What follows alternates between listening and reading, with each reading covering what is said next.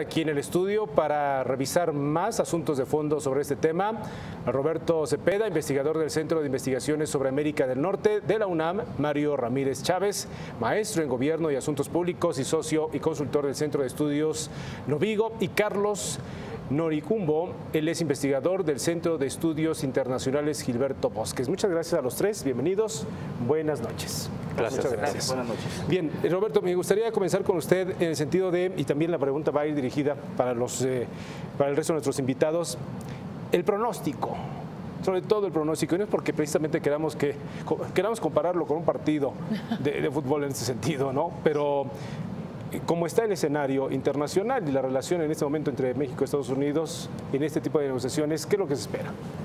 Bueno, yo creo que es un escenario complejo, hay que decirlo. Las 4 rondas previas pues han dejado un pesimismo, por decirlo de alguna manera, y yo veo un proceso muy largo, muy arduo de negociación, y obviamente en esto se van a presentar otras coyunturas, la reforma fiscal en Estados Unidos por lo pronto, ¿sí?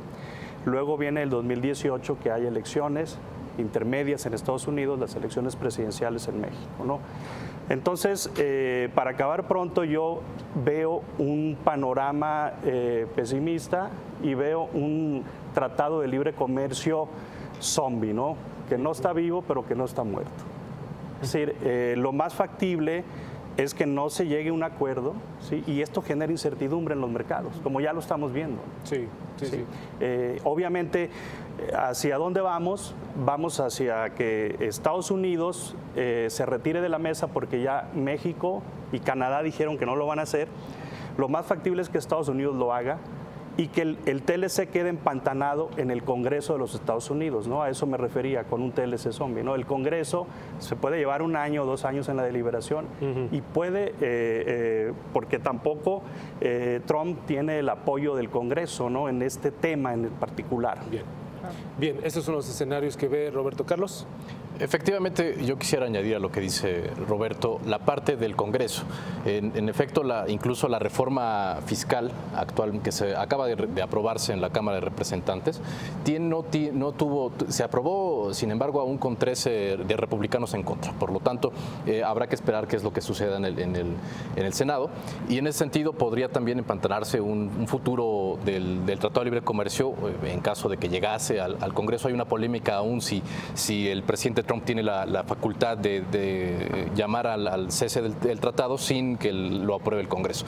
En ese sentido, yo veo un escenario difícil, una retórica complicada que han manejado los funcionarios estadounidenses en contra del tratado, y sobre todo el presidente Trump desde su campaña, y que, bueno, inicia la 5ª ronda en un escenario marcado por las diferencias sustanciales que se notaron desde la 4ª ronda, ¿no? Entonces, incluso le da más tiempo a las delegaciones para presentar propuestas y contrapropuestas, y pues habrá que esperar, sobre todo en los temas con las dificultades que hay en las reglas de origen, en el sector agrícola y en estos temas que han sido difíciles. Mario. Y bueno, agregando a lo que han comentado también en la mesa, pareciera que estamos en un escenario de desgaste y agotamiento del tiempo de la negociación. Bien, se menciona que el gobierno de los Estados Unidos le apuesta que, bueno, en México el próximo año tendremos elecciones para renovar gobierno federal y distintos órdenes de gobierno, pero sin embargo también hay un proceso en el cual los propios Estados Unidos viven este proceso de polarización de la agenda del gobierno del presidente Trump, y en el cual pareciera que el Partido Demócrata va a tener un reposicionamiento y una captura del Congreso, desde el cual puede ser un contrapeso importante, ¿no? Yo creo que sin duda alguna va a ser un otoño muy caluroso en este sentido, porque bueno, ya vimos la postura es muy clara, es no negociamos, y bueno, bajo ese mecanismo pues es imposible entablar un proceso de diálogo de socios comerciales que en 20 años han mantenido este esfuerzo y esta integración económica. Y en este sentido yo quiero preguntarles, y quiero comenzar con Roberto, ¿quién es el mayor perdedor o quién podría perder más en dado caso que este tratado de libre comercio pues no llegara a buen término término. Estados Unidos ha dicho que él es el que menos perdería y nuestro país también ha dicho, bueno, sí perderíamos, pero ya estamos viendo la posibilidad de ampliar nuestros horizontes, de ampliar nuestros mercados. ¿Quién es el que más perdería? Bueno, yo creo que los tres países pierden. Para empezar, obviamente, si nos vamos a la dependencia comercial, yo creo que hay una dependencia comercial más acentuada de México y de Canadá respecto a Estados Unidos que de Estados Unidos de sus socios comerciales, ¿no? Sin embargo, también en Estados Unidos algunos sectores, algunos estados resultarían perdedores, ¿no? Por ejemplo, en el tema de los empleos, alrededor de 9 millones de empleos en Estados Unidos dependen del comercio con Canadá únicamente. Incluso varios empresarios le han mandado una carta al propio presidente Donald Trump pidiéndole que recapacite y que continúe con este tratado. Exacto, por eso hablo de un TLC zombie, porque estas fuerzas, estos sectores como la Cámara de Comercio de los Estados Unidos no van a dejar a través del Congreso, porque son los lobbies, es el lobby más importante del sector privado, ¿no? La US Chamber of Commerce. Y ahí justamente es donde creo que se va a empantanar, ¿no? Ahora, regresando a quién pierde más, alrededor de 5 millones de empleos en Estados Unidos dependen del comercio con México. Ya estamos hablando de 15 millones de empleos en Estados Unidos. Ahora, ¿de qué va a perder México? Sí, se habla alrededor de que de aquí al 2019 pues vamos a estar en una contracción económica del 2%, ¿no? Aproximadamente, ¿no? Obviamente, simplemente el sector automotriz representa el 3-4% del PIB nacional, que es uno de los sectores que más se va a ver afectados porque justamente es uno de los que está generando el déficit comercial con Estados Unidos, y Estados Unidos, en caso de que termine el TLC, pues va a ser uno de los sectores más afectados. Exactamente. Carlos, ¿quién pierde más y cuáles serían los sectores? Efectivamente, México es uno de los puntos más débiles del tratado entre los tres. Pero también hay una afectación importante en el sector estadounidense. Como bien señala Roberto, tan solo en el sector manufacturero, si el tratado llegase a concluir, se perderían más de 180,000 empleos inmediatamente en el sector de manufactura. Por lo tanto, realmente la economía estadounidense también tiene una dependencia importante en México. Sin embargo, pues desafortunadamente México sí tiene un importante rezago en el sentido de diversificar su economía y su comercio, por lo tanto sí sería el más afectado. Yo creo que en este caso las pérdidas son desiguales porque el dinamismo de cada sector es muy diferenciado. En el caso mexicano, principalmente yo creo que son los estados del norte, los estados maquiladores, los que van a tener el mayor golpe de la salida del Telecán, mientras que en términos generales es en realidad el sector industrial, el sector productivo, manufacturero, el que tiene los costos, mientras que es el sector servicios o financiero, que finalmente es el que representa el presidente Trump, quien mantiene este dinamismo en la economía, ¿no? Hay en este punto ya la propuesta del propio gobierno mexicano en relación a que pueda haber un replanteamiento del tratado cada 5 años, ¿no? Al parecer Estados Unidos estaría analizando este tema. ¿Qué tan conveniente puede serlo? Sobre todo en donde México pueda salir lo suficientemente ganador, si no es que ganar, pero lo suficientemente alentador en ese sentido.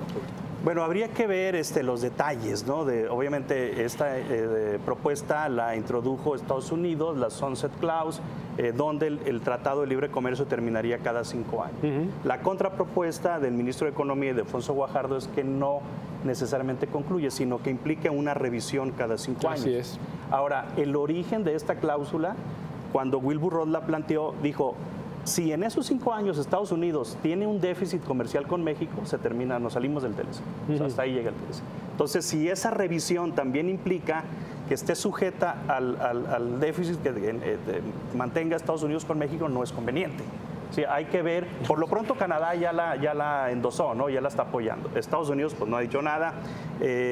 Ahora, vamos a ponernos en el rol de los negociadores. Si esta sesión, si esta apertura del gobierno mexicano va a cambiar o a modificar la propuesta, por ejemplo, de las reglas de origen que le afectaría a México en el sector automotriz, yo creo, bueno, de los males el menor, ¿no? De los males el menor, sí. Carlos. Efectivamente, hay uno de la terminación de la cuarta ronda se manejaron 3 temas polémicos para que Canadá y México en un principio indicaron que no aceptarían o que eran una línea roja. En primer lugar estaban las reglas de origen, de subir las reglas de origen del 62.5 al 85% de producción en Norteamérica, el sector agrícola, la temporalidad de productos y este caso también de acerca sobre la cláusula de terminación automática, que evidentemente era una línea roja para el gobierno mexicano y para el gobierno canadiense por representar ser contrario a la inversión extranjera. Sin embargo, sí una de las propuestas de negociación tanto de la parte mexicana como de la canadiense durante el inicio de la quinta ronda ha sido precisamente presentar a la delegación estadounidense, a nuestras contrapartes, por qué no serían viables estas propuestas que han sido polémicas.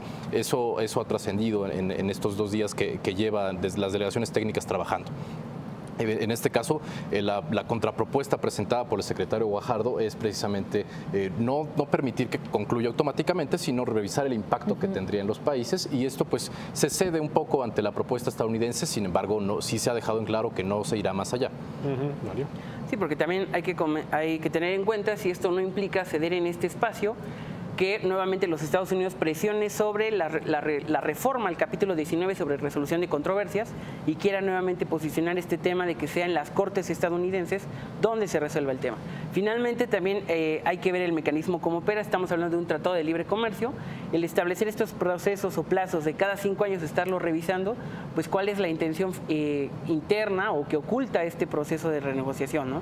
Si realmente se quiere mantener un tratado de libre comercio que originalmente aspiraba a hacer un proceso de integración regional o netamente solamente un proceso de transacción financiera.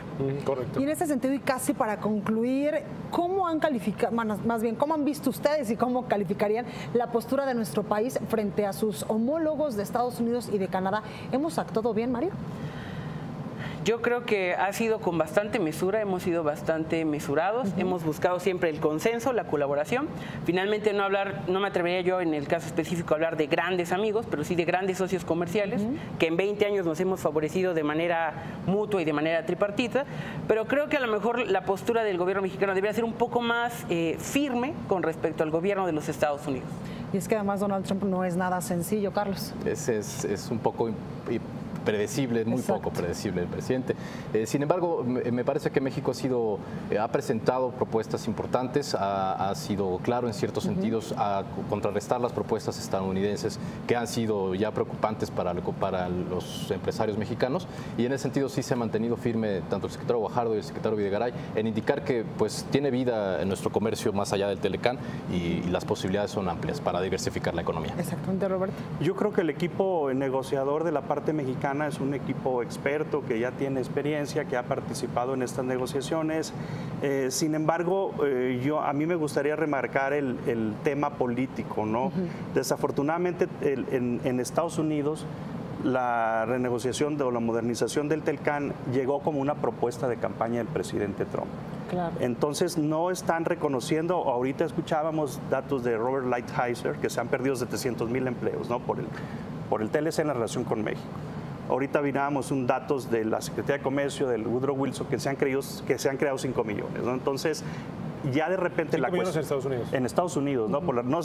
O sea, contando los que se han perdido. Entonces, este tipo de situaciones te lleva a ver que evidentemente no es una cuestión de convencer a los estadounidenses de los beneficios del Telcán. Se habla de 2 cartas bajo la mesa, ¿no? Que lo dijo el canciller Videgaray hace un par de días, el tema de migración y el tema de seguridad, donde México, si se termina el Telcán, ya no se crea un ambiente propicio para seguir cooperando en migración y en seguridad. Ahora, ¿eso qué tan pertinente es? ¿Se debió haber puesto en la mesa de negociaciones desde el principio? Así es. ¿O por qué hasta la quinta mesa, ¿no? Entonces, es un panorama, yo digo, muy complejo el que estamos enfrentando si nos dirigimos a un TLC que va a estar en el limbo, ¿no? Por varios años. Sí, qué complicado. Bien, ¿hay alguna estimación de cuántos empleos ha perdido México? O sea, ya nos han dicho mucho lo que ha perdido Estados Unidos según la versión de Trump, pero ¿hay algo en los archivos, algún estudio que se haya dado a conocer recientemente o no tan recientemente de lo que ha perdido México en materia de empleos por ese tratado? En materia de empleos, a través del tratado...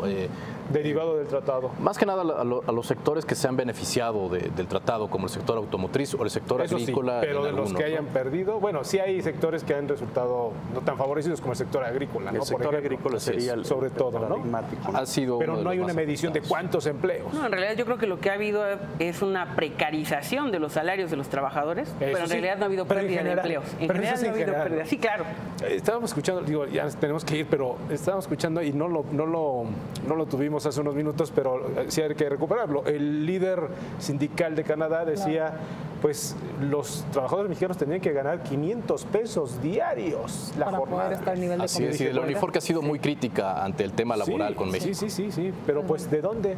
Exactamente. ¿No? También cuando vino el primer ministro de Canadá, Justin Trudeau, en el Senado de También la lo República, enfatizó, también lo por dijo. supuesto. En fin, Sí. Ahora, el problema es no nada más que suban los salarios, que se respeten las leyes laborales. Claro. Lo que han reclamado estos líderes sindicales es que justamente en esta industria manufacturera automotriz no se respetan los sindicatos auténticos, por ejemplo, o ligando el tema sindical, que está muy vinculado al tema de los salarios. exactamente. Pues bueno, Bueno. muchísimas gracias por estar